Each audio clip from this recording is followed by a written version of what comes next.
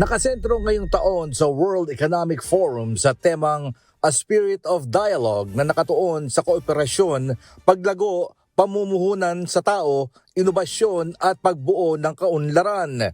Sa kabila ito ng mga pambabatikos ng mga kritiko sa Davos bilang puro usap lamang at kulang sa konkretong aksyon laban sa lumalalang pandaigdigang inequality.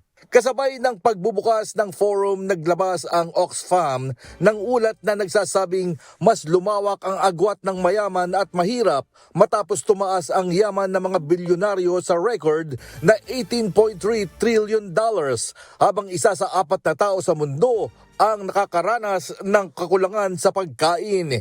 Inaasahang dadalo ang halos 400 matataas na political leaders kabilang ang mahigit sa 60 heads of state at government kasama si US President Donald Trump na magtatalumpati sa Miyerkules at iba pang pinuno mula sa Europe, Asia, Africa at North America. Kabilang din sa mga dadalo ang mga tech leaders at pinuno ng malalaking organisasyon. Inaasahang tatalakayin sa Davos ang masalimuot na geopolitical tensions, ang papel ng Amerika sa mundo at ang pag-angat ng artificial intelligence na pinangangambahang magdudulot ng pangmalawakang kawalan ng trabaho.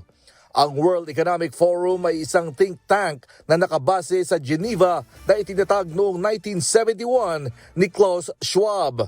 Nagsimula ito bilang isang pulong ng mga business executives bago lumaki bilang isang global conference sa mga usaping tulad ng climate change, teknolohiya, inequality at global security.